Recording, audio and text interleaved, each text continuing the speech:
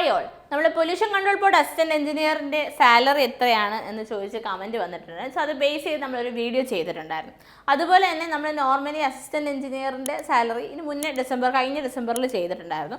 അപ്പോഴൊക്കെ താഴെ വന്ന ഒരു വീഡിയോ, അതായത് ആ ഒരു സജഷൻ ആയിരുന്നു. അതായത് ഒരുപാട് പേര് ചോദിച്ചൊരു കാര്യം, ഓവർസിയർ ഗ്രേഡ് 2ൻ്റെ സാലറി ഡീറ്റെയിൽസ് ചെയ്യാവും. കാര്യം നമുക്ക് ഇനിയിപ്പോൾ അടുത്ത മാസം ഓവർസിയർ ഗ്രേഡ് 2 എക്സാം ഉണ്ട്. മാത്രമല്ല ഓവർസിയർ ഗ്രേഡ് 2 എന്ന് പറയുന്നത് ഒരുപാട് പേര് ഫോക്കസ് ചെയ്ത്, നമ്മുടെ LSTD ആയതുകൊണ്ട് തന്നെ ഒരുപാട് പേര് ഫോക്കസ് ചെയ്ത് പഠിക്കുന്ന ഒരു പരീക്ഷയാണ്. സോ ഇനിയുള്ള സമയത്ത് എഫക്റ്റീവായിട്ട് പഠിച്ചെടുക്കാനായിട്ട് ഈ ഒരു സാലറി സ്കെയിൽ ഒരു മോട്ടിവേഷനായി മാറുമെന്ന് വിചാരിക്കുന്നു. സോ ഇന്ന് നമ്മൾ ഡിസ്കസ് ചെയ്യാൻ പോകുന്നത് ഓവർസിയർ ഗ്രേഡ് 2 ആയിട്ട് നമ്മൾ സർവീസിൽ കയറുവാണെങ്കിൽ കിട്ടുന്ന സാലറി എത്രയാണ്. അപ്പോൾ ഓൾറെഡി സാലറിയുടെ പേ സ്കെയിൽ എന്താണെന്നും അതുപോലെ തന്നെ പേ സ്കെയിലിൽ നമ്മൾ ഓരോ അലവൻസസിൻ്റെ കാര്യങ്ങളൊക്കെ ഡീറ്റെയിൽ ആയിട്ട് നമ്മൾ പൊല്യൂഷൻ കൺട്രോൾ ബോർഡ് അസിസ്റ്റന്റ് എഞ്ചിനീയറിൻ്റെ വീഡിയോയ്ക്ക് അത് ചെയ്തിട്ടുണ്ട്. അപ്പോൾ ആ വീഡിയോ ഒന്ന് ജസ്റ്റ് കണ്ടു നോക്കിക്കഴിഞ്ഞാൽ എന്നാലും ഞാൻ ഇവിടെ ഒന്ന് ജസ്റ്റ് മെൻഷൻ ചെയ്യുന്നുണ്ട്. അപ്പോൾ പേ സ്കെയിൽ എന്ന് പറഞ്ഞു കഴിഞ്ഞാൽ നമുക്ക് നമ്മുടെ നോട്ടിഫിക്കേഷനകത്ത് പേ സ്കെയിൽ കാണാൻ സാധിക്കും. 26,500 to 60,700 ആണ്. അതായത് ബേസിക് പേയുടെ മിനിമം ആൻഡ് മാക്സിമം റേഞ്ചാണ് നമുക്ക് പേ സ്കെയിലായിട്ട് പറയാം. അതായത് ആദ്യം കയറുമ്പോൾ നമുക്കൊരു ബേസിക് പേ ഉണ്ടാവും, അതിൻ്റെ കൂടെ പ്ലസ് കുറച്ച് അലവൻസസ് ഉണ്ടാവും. അങ്ങനെയാണ് നമുക്ക് ഗ്രോസ് സാലറി വരുന്നത്. ഇതിൽ നമുക്ക് കുറച്ച് PF, ഇൻഷുറൻസ് അങ്ങനെ ഡിഡക്ഷൻസ് വന്നിട്ടാണ് നെറ്റ് സാലറി, നമ്മുടെ കയ്യിൽ കിട്ടുന്ന സാലറി കിട്ടുക. അപ്പോൾ ഇവിടെ നമുക്ക് പേ സ്കെയിലായിട്ട് നമ്മുടെ നോട്ടിഫിക്കേഷനിൽ കാണുന്ന രണ്ട് നമ്പേഴ്സ് എന്ന് പറയുന്നത്, അല്ലെങ്കിൽ രണ്ട് തുക എന്ന് പറയുന്നത് ബേസിക് പേയുടെ മിനിമം വാല്യൂവും ബേസിക് പേയുടെ മാക്സിമം വാല്യൂ ആണ്. അപ്പോൾ 26,500 ആണ് ആദ്യം ജോയിൻ ചെയ്യുന്ന ഒരു വ്യക്തിക്ക് കിട്ടുന്ന ബേസിക് സാലറി എന്ന് പറയാം. അപ്പോൾ ഈ 26,500 കൂടെ അലവൻസസ് ആഡ് ചെയ്തിട്ടാണ് ഗ്രോസ് സാലറി ആവുന്നത്. ഇതിൽ നിന്ന് ഡിഡക്ഷൻസ് മൈനസ് ചെയ്തെടുത്തു കഴിഞ്ഞാൽ നമുക്ക് നെറ്റ് കയ്യിൽ കിട്ടുന്ന സാലറി വരും. ഓക്കെ, അങ്ങനെ നമുക്ക് ഓരോ വർഷം കഴിയുമ്പോഴും സർവീസിലിരിക്കുന്നതിനനുസരിച്ച് ഇൻക്രിമെൻ്റ് ഉണ്ടാവും. ഇൻക്രിമെൻ്റ് ഉണ്ടായി നമുക്ക് കിട്ടാവുന്ന മാക്സിമം ബേസിക് പേ ആണ് 60,700 എന്ന് പറയും. ഓക്കെ, അപ്പോൾ ഇതാണ് പേ സ്കെയിൽ നമ്മുടെ ഓവർസിയർ ഗ്രേഡ് 2ൻ്റെ.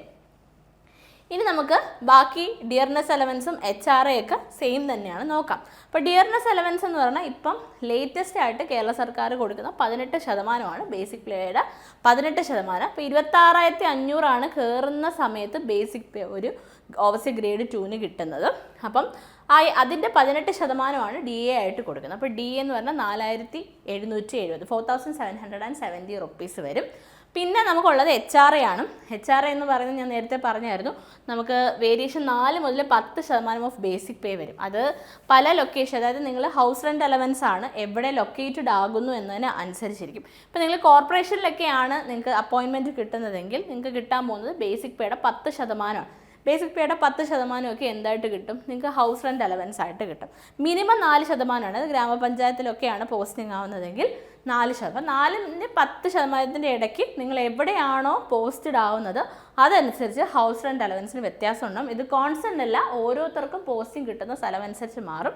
ഞാനിവിടെ കാൽക്കുലേറ്റ് ചെയ്തിരിക്കുന്ന മാക്സിമം ഇട്ടിട്ടാണ്, അതായത് 10% നിങ്ങൾക്ക് കോർപ്പറേഷനിലാണ് പോസ്റ്റിംഗ് ആവുന്നത് എന്നുള്ള രീതിയിൽ മാക്സിമം വാല്യൂ ഇട്ടിട്ടാണ് HRA കാൽക്കുലേറ്റ് ചെയ്തിരിക്കുന്നത്. അതായത് 26,500ൻ്റെ 10%, ദാറ്റ് ഇസ് 2,650 ആണ് ഹൗസ് റെൻറ്റ് അലവൻസ് കൊടുത്തിരിക്കും. പിന്നെ സിറ്റി കോമ്പൻസേഷൻ അലവൻസ് ഉണ്ട്, അത് ആപ്ലിക്കബിൾ അല്ല. നമ്മൾ സിറ്റിയൊക്കെ അതായത് അത് ഇവിടെ ആക്ച്വലി നമ്മളിവിടെ കാൽക്കുലേറ്റ് ചെയ്യുന്നില്ല, അതും ഒരു അലവൻസ് തന്നെയാണ്. ദെൻ നമുക്കപ്പോൾ ടോട്ടലി നമ്മുടെ ടോട്ടൽ ഗ്രോസ് സാലറി എന്ന് പറയുന്നത് 33,920 ആണ്. അതായത് ഓവർസിയർ ഗ്രേഡ് 2 ആയിട്ട് അപ്പോയിൻറ്റഡ് ആകുന്ന ഒരു വ്യക്തിക്ക് ഗ്രോസ് സാലറി ആയിട്ട് കിട്ടുന്നത് 33,920. നമ്മുടെ കയ്യിൽ കിട്ടത്തില്ല, ഇതിൽ കുറച്ച് ഡിഡക്ഷൻസ് ഒക്കെ ഉണ്ട്. നിങ്ങൾക്കറിയാം PF കാണും, അതുപോലെ തന്നെ ഇപ്പോൾ നമ്മുടെ നാഷണൽ പെൻഷൻ സ്കീമുണ്ട്, പിന്നെ മെഡിസെപ്പ്, അങ്ങനെ കുറച്ച് കാര്യങ്ങളൊക്കെ ഉണ്ട്. അപ്പം ഇതാണ് ഗ്രോസ് സാലറി എന്ന് പറയുന്നത്. ഇതാണ് നമ്മുടെ ഏർണിങ്സ് ആയിട്ട് കിട്ടുക. ഇനി നമുക്ക് ഡിഡക്ഷൻസ് ഉണ്ട്. ഡിഡക്ഷൻസ് വരുന്ന PF ചോയ്സ് ആണ്. നമുക്ക് 1,000, 2,500 എത്ര വേണേലും ഇടാൻ കേട്ടോ. നമുക്ക് PFിലേക്കുള്ള എമൗണ്ട് നമ്മുടെ ഇഷ്ടത്തിനനുസരിച്ച് നമുക്ക് കോൺട്രിബ്യൂട്ട് ചെയ്യാം. ഗ്രൂപ്പ് ഇൻഷുറൻസും അതുപോലെ തന്നെയാണ് 1,000, ജീവൻ രക്ഷ 1,000. മെഡിസെപ്പ് മാത്രമാണ് ഫിക്സഡ് ആയിട്ട് വരിക. 10% of basic pay plus 10% of dearness അലവൻസാണ്. നമ്മൾ നേരത്തെ പറഞ്ഞ ബേസിക് പേയുടെയും അതുപോലെ തന്നെ ഡിയർനെസ് അലവൻസിൻ്റെ 10% ആഡ് ചെയ്യുമ്പോൾ നമുക്ക് കിട്ടുന്നതാണ് മെഡിസെപ്പിൻ്റെ എമൗണ്ട് എന്ന് പറയുന്നത്. അത് 3,127 ആണ് ഓവർസിയർ ഗ്രേഡ് 2ൻ്റെ ബേസിക് പേയുടെയും അതുപോലെ തന്നെ ഡിയർനെസ് അലവൻസിൻ്റെ 10% ആഡ് ചെയ്തെടുക്കുമ്പോൾ കിട്ടും. ഓക്കെ, ഇനി സ്റ്റേറ്റ് ലൈഫ് ഇൻഷുറൻസ് നമുക്ക് ചോയ്സ് ആണ് 1000 രൂപ. ബാക്കി ഇതൊക്കെ നമുക്ക് ഗ്രൂപ്പ് ഇൻഷുറൻസ്, ജീവൻ രക്ഷയൊക്കെ 1000 വെച്ചിട്ട് തന്നെ എല്ലാവരും ഇടാം. അപ്പോൾ ടോട്ടലി നമുക്ക് വരുന്ന ഡിഡക്ഷൻ എന്ന് പറഞ്ഞാൽ 7127. അപ്പോൾ നമുക്ക് കിട്ടിയ ഗ്രോസ് സാലറിയിൽ നിന്ന് 7127 രൂപ നമുക്ക് എന്തായിട്ട് വരും? ഡിഡക്ഷൻസ് ആയിട്ട് വരും. അപ്പോൾ ഈ ഡിഡക്ഷൻസ് ഒഴിവാക്കിയിട്ടാണ് എന്ത് കിട്ടുന്നത്? Net salary. അപ്പം നിങ്ങളെല്ലാവരും കാത്തിരുന്ന തുകയിലേക്ക് നമ്മൾ പോവുകയാണ്. ഓവർസിയർ ഗ്രേഡ് 2 ആയിട്ട് നിയമിതനാകുന്ന ഒരു വ്യക്തിക്ക് കയ്യിൽ കിട്ടുന്ന നെറ്റ് സാലറി എത്രയാണെന്ന് നോക്കാം. സോ നെറ്റ് സാലറി എന്ന് പറയുന്നത് നമുക്ക് 26,793 ആണ്.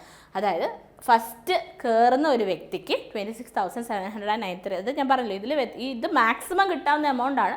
ഇതിൽ ചിലപ്പോൾ കുറയാം. നിങ്ങൾക്ക് വേറെ സ്ഥലത്താണ് പോസ്റ്റിംഗ് കിട്ടുന്നത് എങ്കിൽ നിങ്ങൾക്ക് വ്യത്യാസം വരാം. അത് പറഞ്ഞ ആരും അത്രയും കിട്ടിയില്ലല്ലോ എന്ന് വിചാരിക്കണം. മാക്സിമം കിട്ടാവുന്ന ഒരു എമൗണ്ട് ആണ് 26,793. നെറ്റ് സാലറിയാണിത്, ഗ്രോസ് അല്ല, നെറ്റ് സാലറിയാണ് 26,793. അപ്പോൾ ഇത്രയും എമൗണ്ട് ആണ് കിട്ടുന്നത്. ഇത് ഓരോ വർഷവും ഇതിൻ്റെ ഇൻക്രിമെൻ്റ്. അപ്പോൾ അടുത്ത വർഷം ആകുമ്പോൾ ഒരു 27,000, 3, 4, 5 വർഷമൊക്കെ ആകുമ്പോഴത്തേക്ക് നമുക്ക് 30+ ഒക്കെ സാലറി കിട്ടും. സെക്കൻഡ് ഗ്രേഡ് ആണ് നിങ്ങളിത് ആലോചിക്കണം. ഫസ്റ്റ് ഗ്രേഡൊക്കെ ആകുമ്പോൾ അപ്പോൾ ഇതിനേക്കാളും സാലറി കാണും. തേർഡ് ഗ്രേഡ് ആകുമ്പോൾ കുറച്ചുകൂടെ കുറവായിരിക്കും. ഓൾറെഡി നമ്മൾ ചെയ്തതാണ്.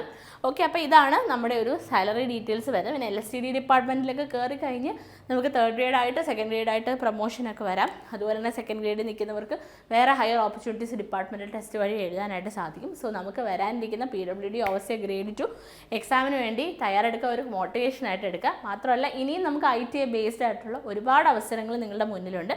ഈ അവസരങ്ങളിലെല്ലാം നമുക്ക് എന്ത് ചെയ്യാം? ഇത് ഒരു മോട്ടിവേഷനായിട്ട് എടുത്ത് തന്നെ ITA കഴിഞ്ഞവർക്കും ഡിപ്ലോമ കഴിഞ്ഞവർക്കും തന്നെ മാക്സിമം കിട്ടാവുന്ന ഒരു അവസരമാണിത്. അപ്പോൾ അവരും അത് മനസ്സിലാക്കി തയ്യാറെടുത്ത് തുടങ്ങാം. ബിടെക്കുകാരെ മാത്രമല്ല നമ്മൾ ഫോക്കസ് ചെയ്യുന്നത്. അപ്പോൾ നിങ്ങൾക്ക് അതായത് ITAയും ഡിപ്ലോമയും കഴിഞ്ഞ ഉദ്യോഗാർത്ഥികൾക്കും എന്താണ് സെക്കൻഡ് ഗ്രേഡും തേർഡ് ഗ്രേഡ് പരീക്ഷയും എഴുതാനായിട്ട് സാധിക്കും. ഡിപ്ലോമ കഴിഞ്ഞവർക്ക് ഫസ്റ്റ് ഗ്രേഡും പറ്റും. അപ്പോൾ അവർക്ക് കിട്ടാവുന്ന സാലറി അവർക്ക് സാലറിയുടെ ഡീറ്റെയിൽസ് ഒക്കെ അറിയാനൊരു ജിജ്ഞാസ ഉണ്ടായിരിക്കും. അപ്പോൾ അവർക്ക് വേണ്ടിയിട്ടും കൂടിയാണിത്. അപ്പം തയ്യാറെടുത്ത് തുടങ്ങാൻ നിമി ബേസ്ഡ് ആയിട്ടുള്ള ബുക്ക് ഓറിയൻറ്റഡ് ആയിട്ടായിരിക്കും നമ്മുടെ ക്വസ്റ്റ്യൻസ് ചോദിക്കുന്നത്. പ്രീവിയസ് ഇയർ ക്വസ്റ്റ്യൻസ് മസ്റ്റായിട്ടും ചെയ്യാം. അതുപോലെ തന്നെ മാക്സിമം നിങ്ങൾ ക്വസ്റ്റ്യൻസിലൂടെ കടന്നുപോയി നിമിയുടെ ബുക്ക് തറവായിട്ട് പഠിക്കാൻ നോക്കുക. നിമിയുടെ ബുക്കിൽ തെറ്റുകളുണ്ടാവും. അപ്പോൾ തെറ്റുകൾ അങ്ങനെ പഠിച്ചു വെക്കരുത്. തിരുത്തലുകൾ വരുത്തി സ്റ്റാൻഡേർഡ് ബുക്കുമായിട്ട് റെഫർ ചെയ്ത് തന്നെ പഠിക്കുക. Thank you.